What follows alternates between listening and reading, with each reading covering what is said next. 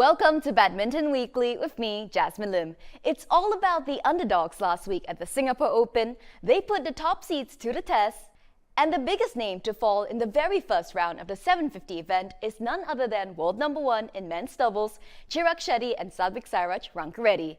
The other categories were not spared as well, with the mixed doubles getting just 3 out of 8 seeded players through to the second round. Young Po Swan and Hu Ling Fan were one of those underdogs that day. They knocked out third seed Yuta Watanabe and Arisa Higashino in the opening round and surprised everyone with their very first final at a 750 event. Sadly, they were unable to win Chinese Taipei's first mixed doubles title since 2012. Defending champions were not immune to early exit either. Anthony Sinisuka Ginting, who had reigned the Singapore Open for 2 straight years, was handed a shocking loss by Leong Jun Hao. The pair fought out a 3-game thriller for an hour before the world number 36 sealed the win. So why are all the big seeds struggling at the Singapore Open?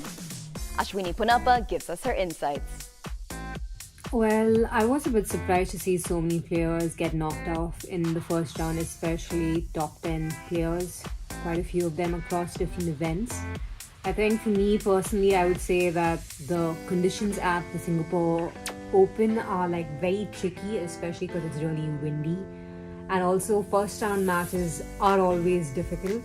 But also having had a very hectic Olympic qualification period and a bit of a break after that and getting back into a tour 750 tournament, it's a bit tricky, and I would say it would take players a bit more time. Probably you'd see better matches at the Indonesian Open, so I'm not too sure if it has a lot to do with the conditions, which I would say, in my opinion, I would say it's quite a bit, or if it is fatigue. Pornpawi Chochuwong was another underdog that shines in Singapore. The Thai shuttler took out 6th seed Han Yue in the second round to record her first win over the Chinese in 4 years, and only her second in 9 meetings. But her biggest victory was in the quarterfinals against Olympic champion Carolina Marin. Pornpawi brushed aside the number 3 seed in straight games to collect only her second win in 11 meetings against the Spaniard. This is the second time Pornpawi is beating both Han Yue as well as Carolina Marin, and I would say that it's been a while since Pornpawi's had such good wins in the last couple of months, and it definitely would give her a lot of confidence going forward, having beaten the likes of Carolina Marin and Han Yue. It's been a good tournament for her where she's played pretty good badminton and had a very good run. So I'm sure she's got a lot of positives to take back and get towards the next tournament. For me, I'm a bit surprised with Pornpawi's performance, especially since the other players have played really well. But having said that, she did lose to Han Yue at the Thailand Open just about a couple of weeks ago. And I'm guessing she was looking forward to having a better tournament and a better match this time around. But of course, the conditions are tricky, and the player who deals with the best has a better chance of doing really well. Pornpawi's sudden rise, she's always been really good and she has always troubled top players. But having said that, in the recent past, she hasn't really done so well. But at the Thailand Open a couple of weeks ago, she lost to Han Yue in the semi-finals, and I would say going into this tournament and beating her is definitely something that would give her a lot of confidence. And I wouldn't say she's back on the rise, but definitely would give her a lot of confidence going forward into the year. While these underdogs came home empty-handed, He Jiting and Ren Xiangyu collected their first Super 750 title. The Chinese pair took out number 6 seed from Japan in the semi-finals, followed by a comfortable win against world number 7 Fajar Alfian and Mohammad Rian Adianto. And they've done it. First time of asking. 21-19, 21-14 in a match lasting just a fraction under 40 minutes. They thoroughly deserved that. In the women's doubles, Treesa Jolly and Gayatri also had a fantastic week at the Singapore Open. The Indian pair reached their first HSBC BWF World Tour semi-finals of 2024 by taking out the number 4 and 6 seeds. Ashwini Punappa explains how her compatriots make a breakthrough against players they have never beaten before. I think one of the biggest aspects for me that made Jolly and Pulela stand out in this tournament is that they held their nerve. They were fantastic with their defense and strong offensively. And as we saw a lot of players struggling with the drift, they too struggled, but I would say they had like better control over the situation. And also there were times when they were trailing in few of those matches, and for those who are watching the match, you think that okay, they're not going to like get past these opponents because they're the top 5 pairs in the world and they're not going to give anyone a chance. But the girls definitely held their nerve, and I think the fact that they never gave up and they fought really hard made those matches very entertaining, very exciting, and gave them the win. And that time they have got over the line. It's a huge win. And it's Treesa Jolly and Gayatri who will go through into tomorrow's semi-final. For me, I would say in the past couple of tournaments, an area which they've improved is, I would say Treesa has definitely gotten a lot calmer.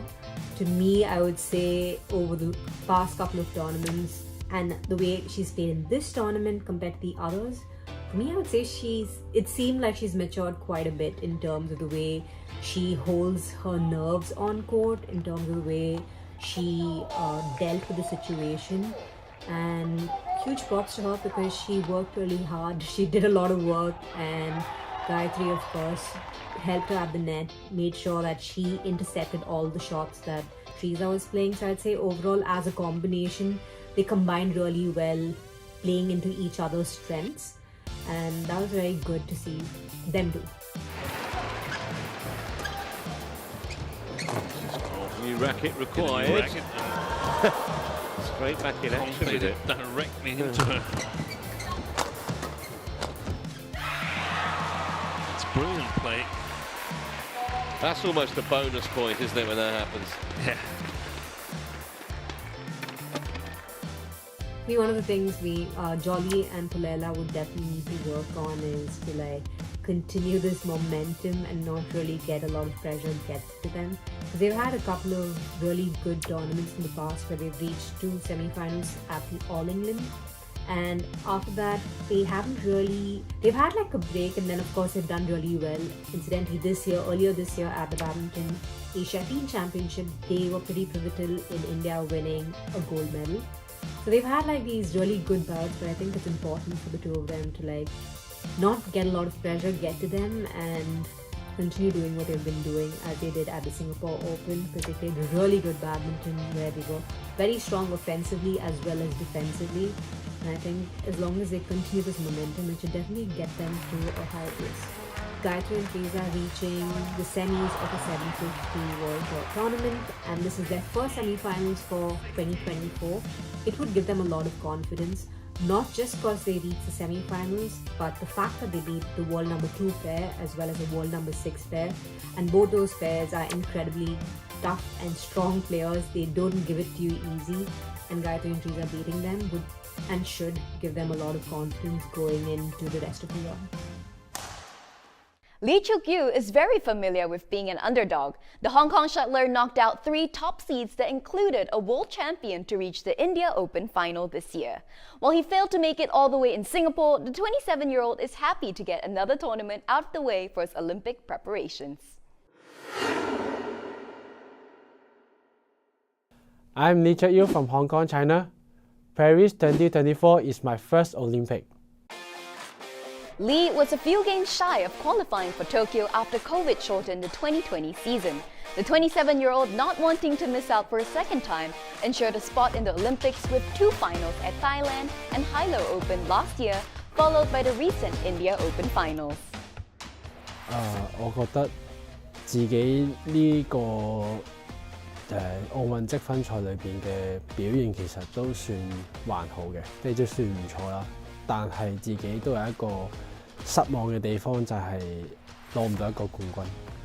我覺得上一屆嘅東京奧運係爭好少就可以去到啦，咁可能呢個係俾自己嘅一個挑戰或者考驗啦，因為我覺得會俾我更加想去打巴黎呢個奧運，所以令自己嘅準備心態上嘅準備、思想上嘅準備同埋訓練上嘅準備，而唔係好短期咯，而係長期 long term 咁樣去 ready for 巴黎嘅奧運。所以我覺得呢個係暫時嚟講對我係一個好事嚟嘅，所以我自己覺得係俾得多咗嘅時間我去準備打呢個 Paris 嘅奧運。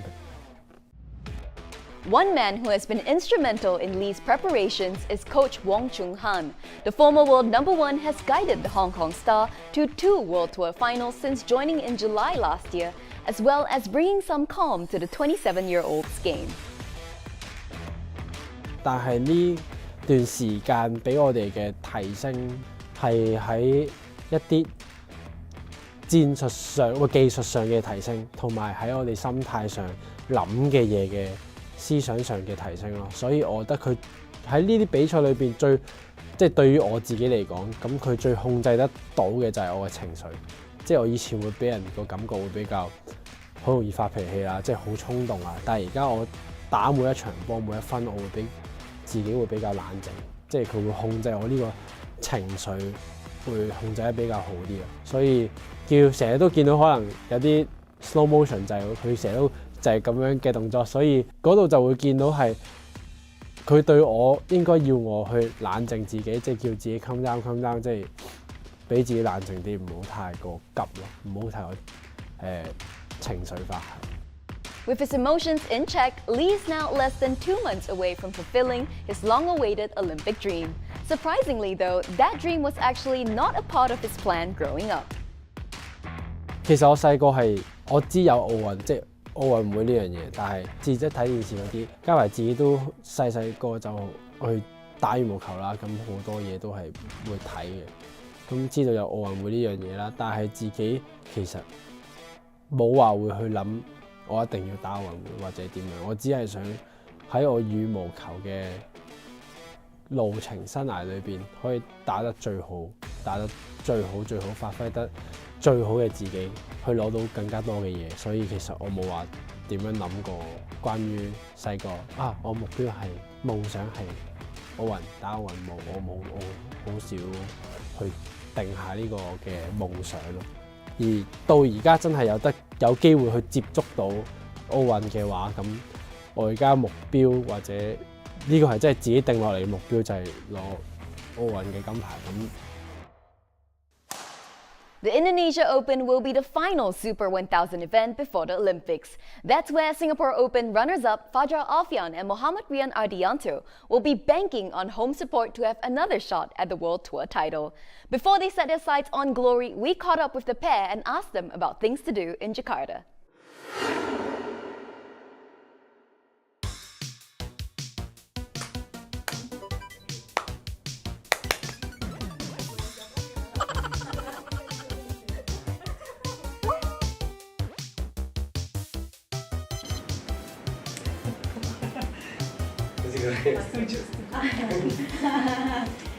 Nasi goreng enak dimakan dan juga banyak teman-teman atlet dari luar yang sering makan nasi goreng.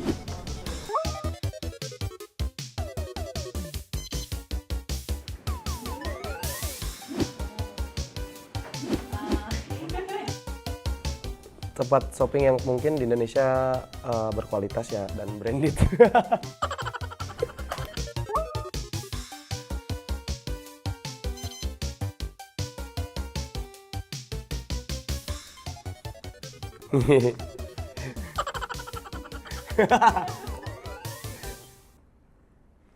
Sama. The Indonesia Open starts this week and it'll be a special Super 1000 event. The Indonesia Badminton Association will be holding a ceremony for retired duo Kevin Sukamuljo and Marcus Gideon in recognition for their achievements in Jakarta. And if you happen to be Kevin and Marcus fan, do let us know what are the top plays or moments you enjoy from the Minions era on our Facebook and YouTube pages. Until then, I'll see you guys next week.